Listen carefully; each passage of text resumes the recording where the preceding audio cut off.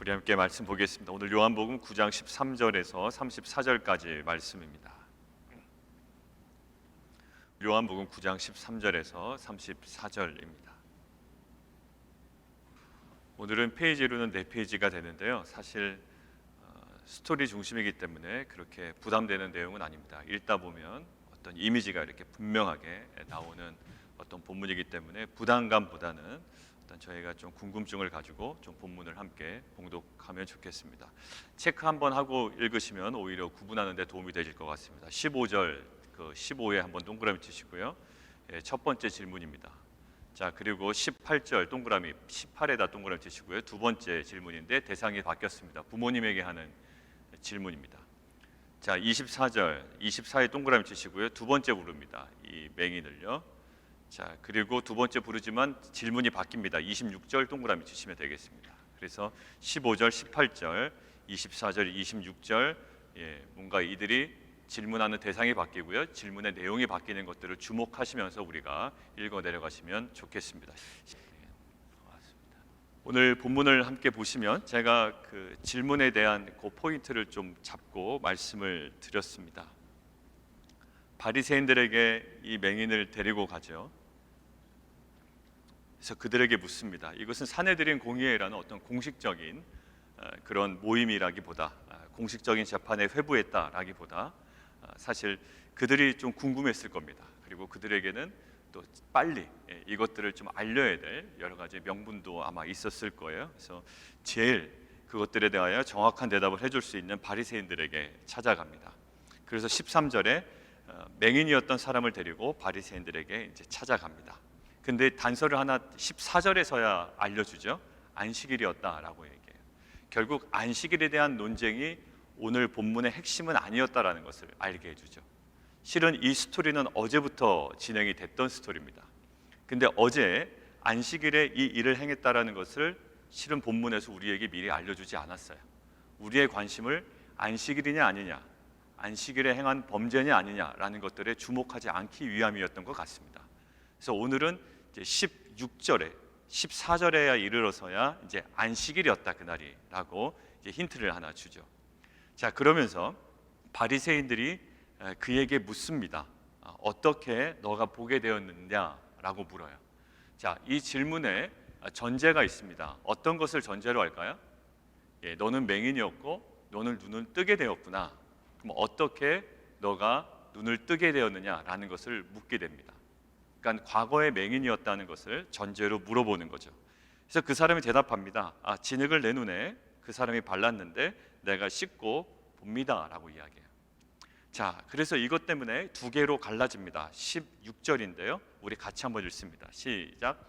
바리새인 중에 어떤 사람은 말하되 이 사람의 안식일을 지키지 아니하니 하나님께로부터 온 자가 아니라 하며 어떤 사람은 말하되 죄인으로서 이렇게 이러한 표적을 행하겠느냐 하여 그들 중에 분쟁이 있었다라고 얘기합니다. 분쟁이 있었어요. 그들 안에도 다툼이 있었던 겁니다. 첫 번째는 뭘까요? 안식일에 대한 이야기를 또 먼저 꺼냅니다. 왜냐하면 그날이 안식이었다라는 것을 우린 14절에 알고 있어요. 자, 무엇을 가지고 얘기할까요? 전제는요. 절차상 하자입니다. 질문의 첫 번째 의도가 뭐였어요? 15절이요? 너가 맹인이었구나. 그런데 눈을 떴구나. 어떻게 해서 이 일이 벌어졌느냐라는 전제는 뭐였다고요? 너가 맹인이었다라는 것 인정하면서 질문을 하는 거예요. 그런데 눈을 떴다니, 뭔가 씻어서 또 그가 행하는 대로 순종했더니 눈을 떴다고 이야기를 하니 이제는 무엇을 하자를 삼습니까? 절차상의 하자를 삼아요. 어떤 절차야? 안식일에 행했다라는 거예요. 그러니까 안식일을 지키지 아니하는 자다 보니까 아무리 표적을 나타내도 이 사람은 누구다? 하늘로부터 온 자가 아니다라는 거예요. 절차상의 하자를 가지고 이야기합니다. 왜 그럴까요? 왜 표적을 보여주는데도 불구하고 감히 이렇게 얘기할 수 있을까요? 우리가 지난 작년에 신명기 본문을 읽을 때 신명기 한 13장인가요? 이런 얘기가 있었어요. 너희들은 누구를 믿지 말라? 거짓 예언자를 믿지 말라. 꿈을 통해 예언하는 거짓 선지자 조심해라. 그 예언한 것이 심지어 어떻게 되더라도, 그가 예언한 것이 심지어 이루어지더라도, 사실로 드러난다 할지라도 그 백성들을 하나님께로부터 멀어지게 하면 반드시 그는 어떻게 된다? 죽여야 한다라고 이야기했습니다. 그러니까 눈에 보이는 표적이 일어나더라도 그것이 다가 아니다라는 사고방식이 그들에게 있었던 거거든요. 그러니까 지금 맹인이었던 사람이 눈을 떴습니다. 이거는 어찌 할 수가 없어요. 그런데 이제는 안식일을 지키지 않는 것을 보니 아무리 저 사람이 표적을 구한들, 표적을 나타낸들, 예언이 이루어졌던들 신명기에 우리가 말씀을 보지 않았느냐? 아니다라는 거예요. 그러니까 절차상의 하자를 통하여 그를 공격하려고 합니다. 그런데 또 다른 사람은 이렇게 얘기해요. 야, 어떻게 죄인이 그렇다고 표적을 행하겠느냐라고 이야기를 합니다. 동일한 표적인데 하나는 절차상의 하자를 통하여 안식일에 일을 행하는 거 보니까 하나님으로부터 온 사람이 아니다라고 이야기를 하고요. 어떤 사람은 표적을 그럼에도 불구하고 어떻게 죄인이 표적을 행하겠냐라고 이제 뭔가 갈등이 벌어지죠. 자, 그러니까 이 사람들에게 물어봅니다. 죄인이냐 아니면 하나님께로부터 온 자냐? 너 어떻게 생각하느냐라고 묻죠. 근데 이 사람이 이렇게 얘기합니다. 선지자입니다라고 이야기해요. 그러니까 죄인이라는 대답을 얘기하기를 원하는데 실은 선지자라는 대답을 들으니 이 사람들 당혹스러운 겁니다. 자, 그러니까 잘 보세요. 첫 번째 질문이 어떤 것을 전제로 얘기했다고요? 너 맹인 맞구나. 근데 눈을 떴구나. 어떻게 떴냐? 어떤 방식으로 떴냐라고 물어봤는데 이제는 뭔가 이렇게 이 사람의 고백을 들어도 그렇고 선지자라는 고백을 들어도 그렇고 이제는 절차상 하자를 이야기하자니 같은 편에서도 야, 어떻게 그렇다고 죄인이 표적을 행할 수 있느냐라는 내분도 있고 이러니 이제는 아예 문제의 근원을 바꾸려고 그러는 거예요. 자, 프레임을 바꿉니다. 어떤 식으로 바꾸려고 그럴까요? 아, 이 사람 원래 맹인 아니었다라는 프레임으로 바꾸려고 합니다. 자, 그래서 나온 질문이 18절입니다. 같이 한번 읽을까요? 시작. 유대인들이 그가 맹인으로 있다가 보게 된 것을 믿지 아니하고, 거기까지요. 믿지 아니합니다. 이제는 그쪽으로 프레임을 딱 바꿔버려요. 과거에는 무엇을 근거로? 맹인이 눈 뜬 것을 근거로 물어봤습니다. 어떻게 너가 눈을 떴느냐라고 물어봤는데 이제는 그것을 아예 믿지 않으려고 합니다. 그래서 부모를 이제 부르죠. 자, 19절 같이 읽습니다. 시작. 이는 너희 말에 맹인으로 낳았다는 너희 아들이냐? 그러면 지금은 어떻게 해서 보느냐? 부모들은 거짓말을 못할 것이라고 생각을 했습니다. 왜냐하면 맹인이 아니었다면 사기치는 거거든요. 그러니까 부모들에게 직접 물어봅니다. 근데 그 뒤에 부분에 보면 부모들은 이야기를 해요. 다른 것들은 모르겠고 누가 낫게 하는지는 모르겠고 그가 맹인인 것 맞습니다. 그리고 그가 눈을 뜬 것 맞습니다. 그리고 더 자세한 것은 우리 아들에게 물어보십시오 라고 이야기합니다. 결국 이렇게 얘기한 그 이유에 대해서는 22절에 자세히 나와 있습니다. 오늘은 이것은 그냥 좀 저희가 참고만 하고요. 아무튼 처음에는 맹인이었다는 것을 인정을 해요. 그러나 두 번째는 맹인이었음을 부정하고 싶어 하는 겁니다. 자, 그러다가 24절 부모 입장에서도 이 아이가 맹인이었다고 하니 다시 부릅니다. 맹인을요. 24절이요. 같이 한번 읽습니다. 시작. 이에 그들이 맹인이었던 사람을 두 번째 불러 이르되 너는 하나님께 영광을 돌리라. 우리는 이 사람이 죄인인 줄 아노라. 지금 너는 하나님께 영광을 돌리라 라고 되어 있죠. 어떤 식으로 여러분들 생각하세요? 이 표현을? 너는 하나님께 영광을 돌리라. 그 사람이 낫게 했다고 이야기하지 말아라. 하나님이 낫게 하셨다라고 찬양을 올려라 라는 의미가 아니에요. 그게 아니라고요. 그게 아니라 하나님 앞에서 인정하고 진실을 자백하라라는 거예요. 너 낫게 한 것은 이 사람이 아니라 하나님이야. 그러니까 하나님께 찬양을 올려라는 의미가 절대로 아닙니다. 절대로 아니에요. 어떤 그 개연성도 없어요. 그거 아니에요. 그런 뜻이 아니고 이 사람들이 지금 이 표현은 여호수아 7장 19절의 말씀을 근거로 얘기하는 거예요. 그러니까 하나님 앞에서 진실을 인정하고 진실만을 말해라 라고 얘기하는 거예요. 더 추궁하죠. 이 사람이 혹시 뭔가 속이는 것이 있을까라고 생각을 하는 겁니다. 그러니까 그 요구 앞에서는 진실만을 얘기할 수밖에 없는 그 질문으로 그냥 옥죄어 오는 겁니다. 그때 굉장히 어떻게 코너로 몰리게 되죠. 그 사람이 얘기하는 거 보세요. 25절 같이 한번 읽습니다. 시작. 대답하되 그가 죄인인지 내가 알지 못하나 한 가지 아닌 것은 내가 맹인으로 있다가 지금 보는 그것이니라. 아무리 뭐 하나님 앞에서 진실만을 말해라, 또 인정하고 온전한 자백만을 해라라고 이야기를 해도 한 가지만 딱 이야기합니다. 내가 맹인으로 있다가 지금 보는 그것. 그것 하나밖에 없습니다라는 거예요. 자, 그러니까 이제 맹인이었다라는 것 인정을 할 수밖에 없죠. 그러면 이제 또 다른 방법상의 또 하자가 있지 않나, 또 이 사람의 진술이 틀리지 않나 해서 또 동일한 질문을 또 물어봅니다. 26절 시작. 그들이 이르되 그 사람이 내게 무엇을 하였느냐, 어떻게 내 눈을 뜨게 하였느냐. 지금 동일한 질문이죠. 세 번째 질문을 하게 되는 겁니다. 자, 그러니까 27절에 이렇게 다시 재질문을 합니다. 같이 한번 읽죠. 시작. 대답하되 내가 이미 일렀어도 듣지 아니하고 어찌하여 다시 듣고자 하나이까? 당신들도 그의 제자가 되려 하나이까? 지금 뭐라 그러냐면요, 이런 거예요. 지금 당신들이 이렇게 집요하게 질문하는 것을 보니까 이 질문하는 형태나 반복하는 횟수나 여러 가지 질문의 어떤 내용들을 보니 제자가 되려는 욕망에서 나올 수밖에 없는 질문이다라는 거예요. 어떻게 왜 이렇게 또 동일한 것을 질문하며 확인하며 또 반복적으로 바꿔가면서 이렇게 질문을 합니까? 이렇게 다양한 질문과 반복적인 질문하는 것을 보니 당신들은 분명히 이 사람의 제자가 되려는 욕망에서 이렇게 질문할 수밖에 없는 것 같다라고 이야기하는 거예요. 그러니까 막 그들을 욕하여, 그 맹인을 욕하여 이르되 너는 그의 제자일지 모르지만 우리는 모세의 제자다라고 이야기하죠. 자, 보세요. 제가 지금 왜 이것들을 왜 하나하나 이렇게 밟아가면서 이것들을 길게 얘기했냐면, 지금 이 바리새인들은 결과를 딱 정하고 봅니다. 결과를 정하고 봐요. 어제 말씀드렸죠. 바리새인들이나 이 사람들의요, 신학을 깨고 들어오신다고요. 어제는 어땠어요? 이 사람이 날 때부터 맹인이었습니다. 그러니까 일반적인 접근을 한 거예요.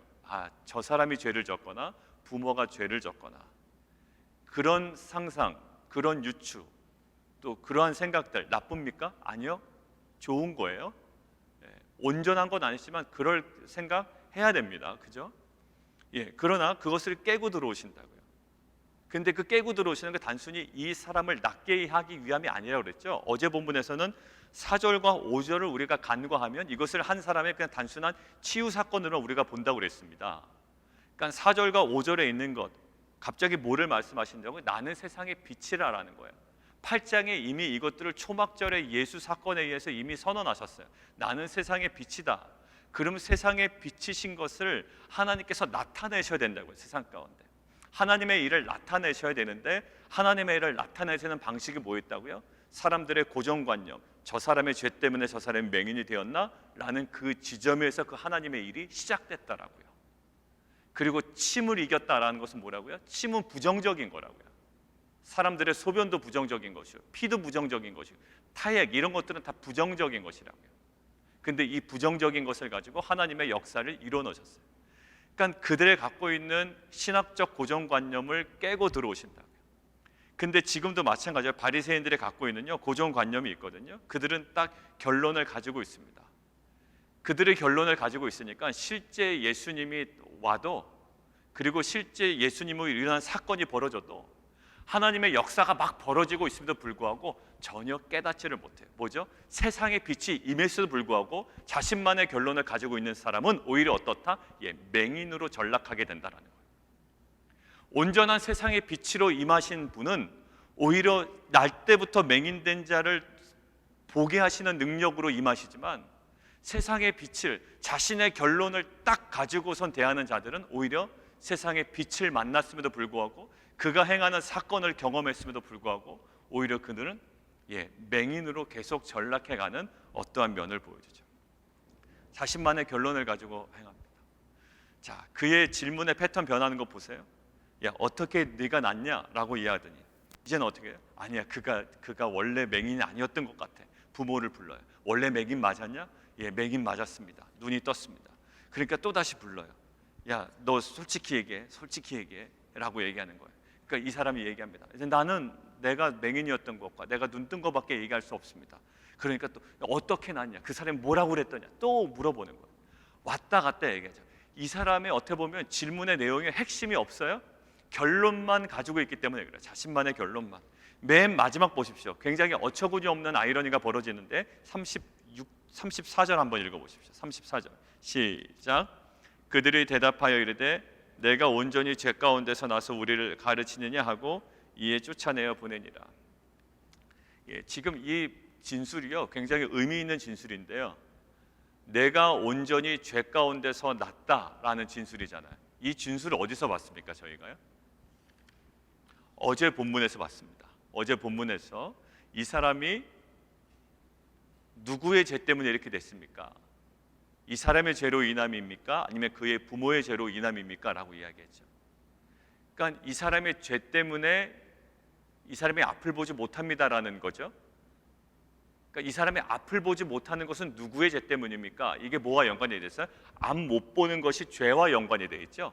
자, 그런데요, 이 사람이 맹인이 아니었다라는 의심도 해봤던 사람이, 그래서 또 그 의심을 다시 접었던 사람이 지금 갈팡질팡하는 거예요. 정말로 어떻게 보면 정신없는 질문들만 하고 있는 거죠. 그런데 마지막 대진술은 뭐냐면, 내가 온전히 죄 가운데서 나서 우리를 가르치느냐 할 때 너가 죄 가운데 났다라는 것들은 뭐를 지금 결론을 내고 있는 거예요. 이들의 심정으로. 너는 맹인 맞다라는 거예요. 과거에 맹인 맞았다라는 거예요. 결국 결론은 어쩌로 갑니까? 너 맹인 맞았다. 그런데 결국 뭐예요? 지금 눈 떠 있잖아요. 그러니까 너 맹인이었는데 너 눈 뜬 거는 인정하는 거예요. 결국 뭐죠? 과거에 맹인이었던 것은 넌 죄 때문이었고 눈 뜬 것은 모르겠고. 그러니까 지금 이 바리새인들의 심정이 굉장히 복잡합니다. 저는요, 이 바리새인들의 이 연약함을 봐요. 오늘 본문에서 자기 나름대로의 결론은 갖고 있습니다.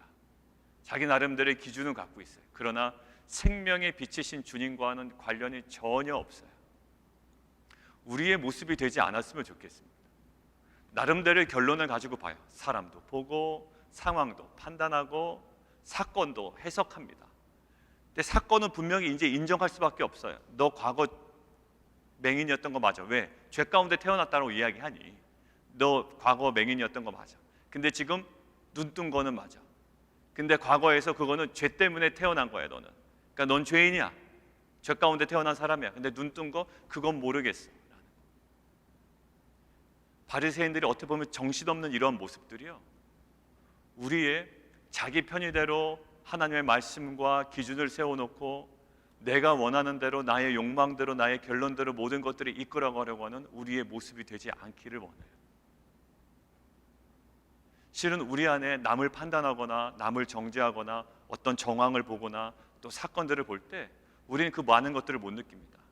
한 가지 예를 들면, 우리에게 좋은 일이 일어날 때는 아무런 문제가 없다고 그랬죠. 지난주 목요일에 얘기할 때 우리에게 좋은 일이 벌어질 때, 사업이 잘 되고 뭔가 일이 잘 풀릴 때는 아무런 문제가 없어요.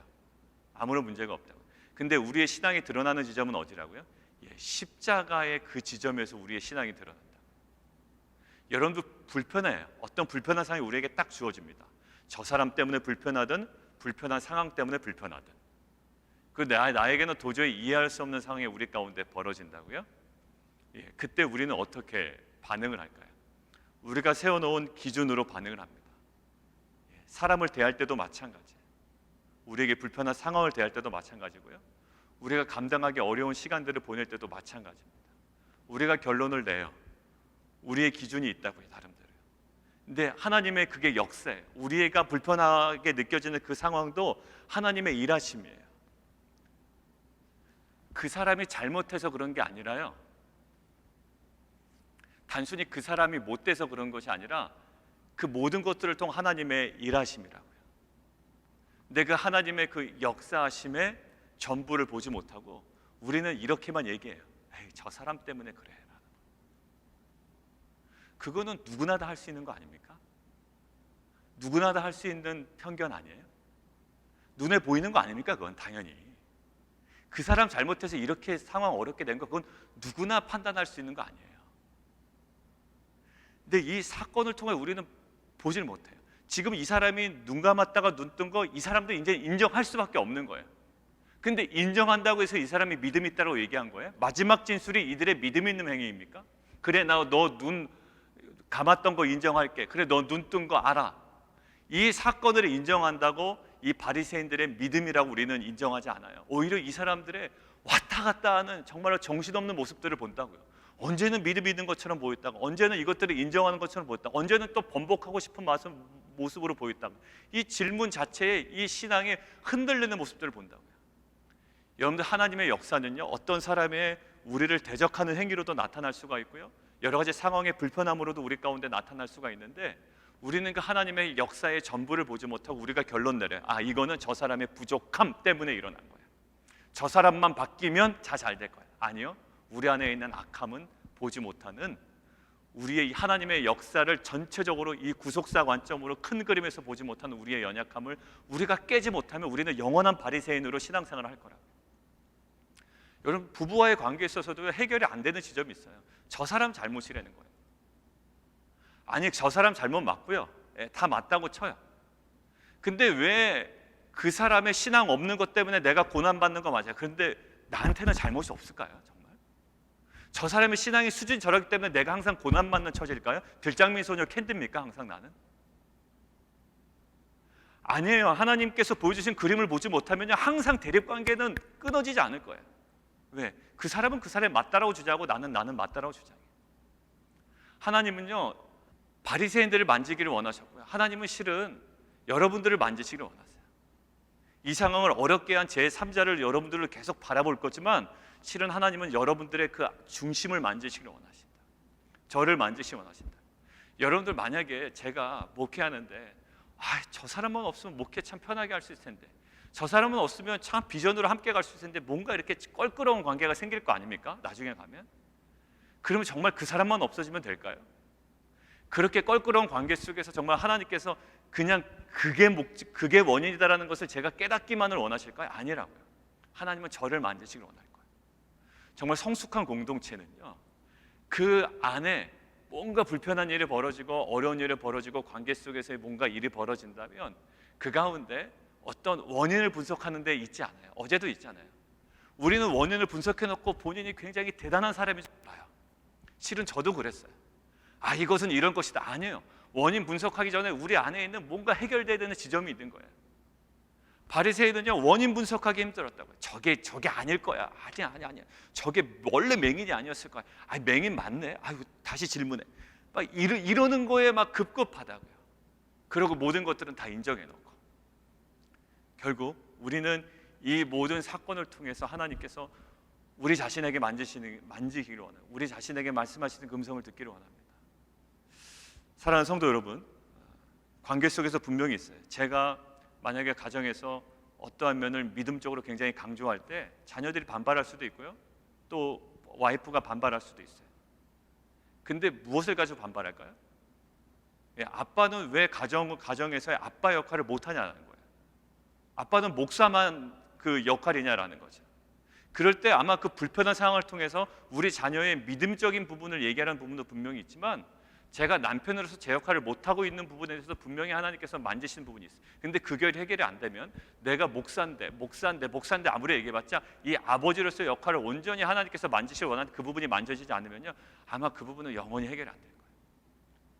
아내로서의 역할, 또 어머니로서의 역할을 감당하지 못한 채, 만약에 그런 거 있잖아요. 막 이단에 빠진 분들이 막 굉장히 막 신앙에 열심이잖아요. 근데 그들이 욕먹는 것이 뭡니까?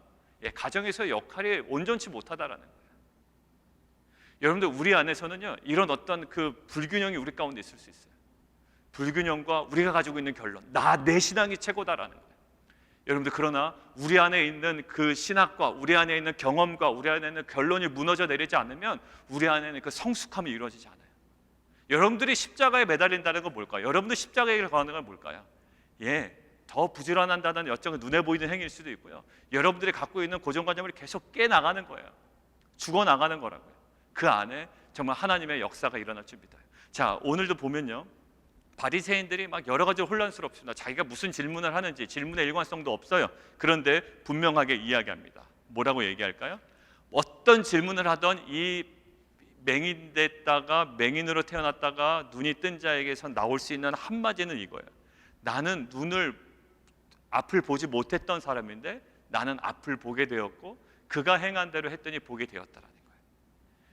그게 빛 대신 주님을 만난 자에 보일 수 있는 일관성이에요. 그 일관성입니다. 그리고 일관성은 많은 사람들로 하여금 어찌할 수 없도록 만드는, 그들의 입을 닫게 만들거나 그를 내버려 두거나 어떻게 할 수밖에 뭐라고 어떻게 조치할 수 없게 만드는 정말 분명한 능력이 되었습니다. 그 일관성, 빛 대신 주님을 정확하게 만나고 그로 인한 내 안에 일어났던 명확한 변화들이에요. 여러분들 오늘 저는 두 가지를 봅니다. 바리새인들의 변덕을 보고요, 그리고 이 눈을 뜬 자의 진정한 분명한 변화를 봅니다. 이 변덕이 어디서 나올까요? 이랬다 저랬다 하죠. 이 변덕은 진정한 세상의 빛 대신 주님을 온전히 만나지 못한 결과예요. 그렇기 때문에 자기의 결론을 가지고 이 사건도 해석해내고 상황도 해석해내고 심지어 눈을 떴다고 얘기하는 이 사람들 의심한다고요. 여러분들, 바리새인들에게 보여지는 그 모습이 실은 우리에게 보여져야 되는, 우리에게 분명히 여김없이 드러나야 되는 그런 모습인 줄 믿습니다. 여러분들, 우리는 우리가 말하는 것이 전부 다인 줄 알고요, 우리가 믿고 있고 또 우리가 막 기도하고 간구하는 것이 우리의 다인 줄 알아요. 그러나 우리에게 분명히 주일에도 말씀드렸다시피 우리에게 감춰진 부분이 있어요. 이 바리새인들에게 보여줬던 이 모습들이 우리 안에 빛 대신 주님을 드러나지 않으면 우리는 끝까지 맹인으로밖에 살 수 없는 그런 연약한 존재임을 믿습니다. 하나님 오늘도 우리에게 정말로 그 눈을 밝혀주셔서 이들에게 보여지는 것들 뭘까요? 제가 적어놨는데요, 영적인 실명한 자들의 특징이 있대요. 여기 쭉 보니까 교만, 다른 사람들에 대한 무관심, 그 다음에 정죄, 자신의 죄에 대한 둔감, 그리고 분노. 여러분들, 이게 계속 일관적으로 우리 안에 보여진다면 바리새인의 모습이에요. 그리고 왜 자꾸 분노하게 될까요? 왜 자신의 죄에선 둔감하고 자신의 죄에선 얘기를 하지 않을까요? 왜 남을 정죄할까요? 왜 자꾸 교만할까요? 다른 사람의 그 심령에 대해서 무관심하고 왜 영적인 실명 상태로 갈까요? 이 바리새인의 모습이 있는 거예요. 우리만의 결론이 있는 거라고요. 근데 이 맹인된 자는 자신만의 결론이 아니라 오히려 빛 대신 주님을 만나고 자신이 변화된 것이 그에게는 최종 결론이었어요. 사랑하는 성도 여러분들, 실은 이 맹인의 눈이 떴냐 안 떴냐보다 더 중요한 건 이 사건을 바라보는 바리새인의 관점이었습니다. 갈팡질팡하는 바리새인들의 관점. 우리의 모습이 되지 않기를 원해요. 좋을 땐 좋았다가 안 좋을 땐 안 좋았다가 막 얘 갈팡질팡해. 갈팡질팡하고 뿌리 없이 흔들리는 사람 같아. 뭔가 신학은 있고 자신의 결론은 있었지만 그것이 그 사람들을 견고하게 만들지 못했어요. 오히려 어떤 명확한 사건에 관하여, 하나님의 사건에 관하여 제대로 바라지 못하는 맹인으로 전락해버리는 그런 모습이 있었습니다. 사랑하는 성도 여러분들, 우리 안에 이러한 영적인 눈이 바로 열리기를 원해요. 그리고 우리 자신을 먼저 바라보고요, 내 내면의 변화를 통하여 우리의 일관성이 확보되기를 원합니다. 이것은 다른 사람의 변화를 바라볼 때는 확보되지 않는 일관성이에요. 왜 바리새인들의 일관성이 확보가 되지 않을까요? 왜 변덕쟁이가 될까요? 자신들에게 일어나지 않았기 때문에. 저 사람에게 보여줬던 거기 변화가 보이기는 하는데 내 안에 일어난 변화가 아니에요. 여러분들, 내 안에 빛 대신 주님으로 인한 이 내 안의 변화, 정말 하나님 뻣뻣하고 단단했던 내가 정말 변화되고 그것들로 인하여 나의 그 영적인 일관성이 다시 한번 오늘도 드러나고 그 눈이 벗겨지는, 다시 한번 영적인 눈이 떠지는 귀한 은혜가 있기를 원합니다. 같이 한번 기도할까요? 제일 두려운 게 그거예요. 나중에는 명분 싸움으로 갑니다. 여러분들, 교회 깨지는 거 보세요. 한쪽이 맞고 한쪽이 틀립니까? 아니요, 둘 다 맞거든요. 이게 나중에 가면 완전 끝판왕이 되는 거예요. 가정도 마찬가지예요. 남편 말도 맞고요, 여자 말도 맞아요. 우리가 정말로 십자가의 길이라는 건 뭘까요? 우리가 맞다라는 거 끝까지 주장하는 걸까요? 그렇지 않아요. 예수님은 삶으로 나타내셨고요, 마지막에 정말 모든 오해를 가지고 십자가에 달려 돌아가셨어요. 그럴 용기가 없는 거예요, 사실 우리가요. 이거라도 붙잡고 싶은 거예요. 내가 가지고 있는 결론이라도 붙잡고 싶은 겁니다. 근데 우리는요, 날마다 내 자아가 허물어지는 거예요. 옛자아가 허물어지는 거예요. 하나님, 바리새인들이 자신의 변화를 경험하지 못했기 때문에 갈팡질팡하는 변덕쟁이가 됩니다. 그러나 이 맹인으로 출생한 자는 자신의 변화를 경험하고 한결같은 일관성이 그에게 확보가 됩니다. 하나님, 우리에게 정말 빛 대신 주님을 만나고 그로 인한 우리 내면의 변화, 나의 변화, 하나님 내 근본적인 변화, 뼛속 깊이 있는 내 죄성과 옛자를 변화시키는 그 주님의 변화를 하나님 오늘 경험하고 정말 주님을 향한 일관성이 우리 가운데 확보되고 누려지는 귀한 은혜 있게 하여 주십시오. 우리 함께 고백하며 함께 나가도록 하겠습니다.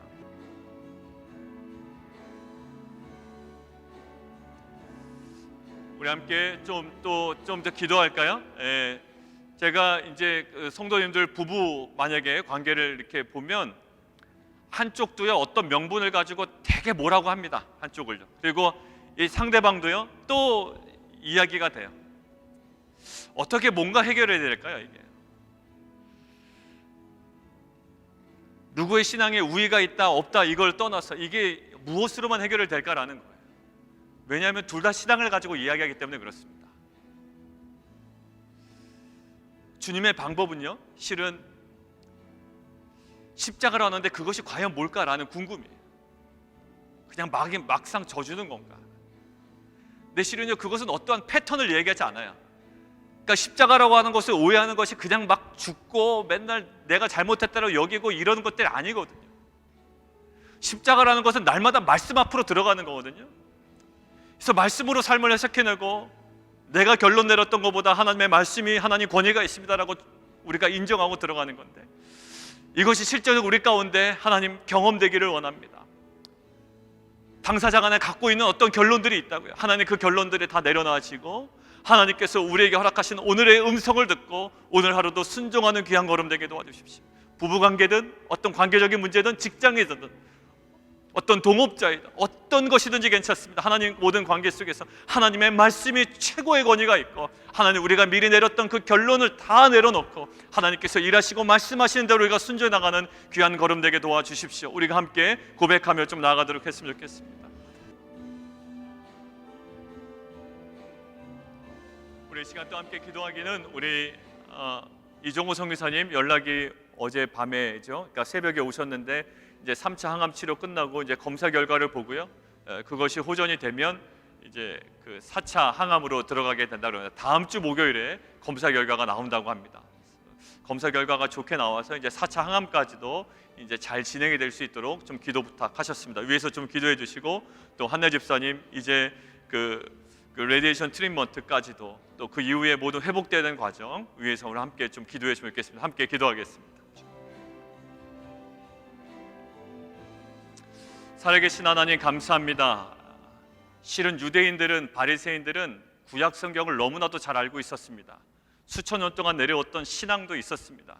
그런데 그것이 그들에게 아무런 도움이 되지 않습니다. 오히려 섣부른 결론을 내리고 오히려 하나님의 역사가 벌어지는데, 태어날 때부터 맹인이었던 자가 눈을 뜨고 지금 하나님의 역사, 세상의 빛이라고 주장하시는 예수 그리스도의 놀라운 역사가 벌어지는데 그 역사에 눈 감아버리는 맹인으로 전락하게 됩니다. 하나님, 우리가 세워놓은 그 신학, 우리가 세워놓은 비전, 하나님 우리가 부르짖는 그 어떠한 것이 우리의 결론이 되지 않기를 원하고, 항상 그 결론으로 바라보는 그러한 맹인의 공동체가 되지 않기를 원합니다. 항상 지금 하나님께서 어떤 사건을 통해 우리 가운데 역사하시고, 불편함을 통하여 심지어 우리 가운데 일하시고, 우리 내면의 변화를 촉구하시는데도 불구하고 우리의 눈은 항상 그 외부에 가 있는, 우리 나름대로의 신학과 결론에 붙잡혀 있는 그러한 바리새인들이 되지 않게 해주시고, 정말로 우리의 영의 눈이 열리기를 원합니다.